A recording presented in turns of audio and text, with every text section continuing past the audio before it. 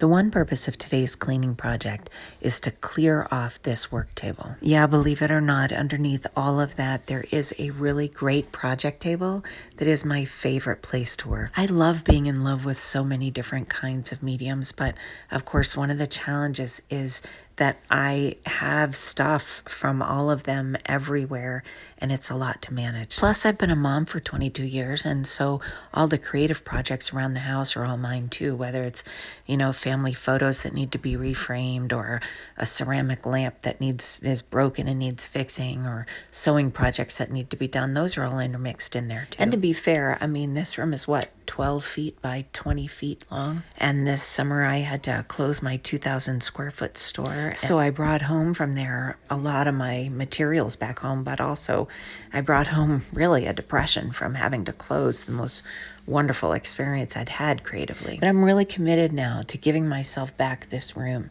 It may be small, but it's the room I've got. Both my kids are now at college, and it's really time now that I can finally fully explore this multimedia creativity that I've always wanted to do. For crying out loud, I'm 60 years old. If I'm not going to do it now, I don't know when that time is ever going to come. I've always done these things separately, I've done jewelry, I've done painting, I've done furniture, I've done altered books, I've done sewing and fabrics.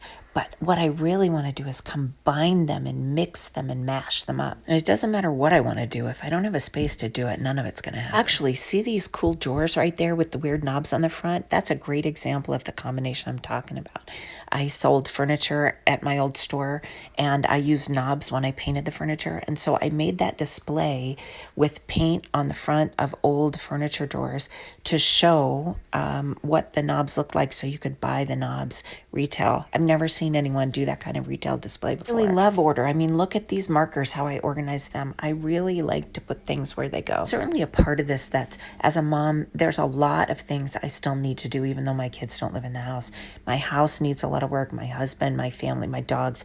There's a lot of things that I need to do for my family. But I owe it to myself and to them to really commit to my own creative life. Right now, my daughters are watching me teach them how to be 60 years old. If I want to leave a legacy of vibrant living, then I better be living a vibrant life, right? And honestly, I really wish my mom had lived a little bit more for herself and a little less for everybody else. And I can't tell my girls to do that. I have to show them. Plus, I really truly believe that a creative life well lived is a benefit to everyone else. So I just want to get on with it. I am sick of all this guilt, and I'm ready to drop every single shred of guilt and shame about being a creative person.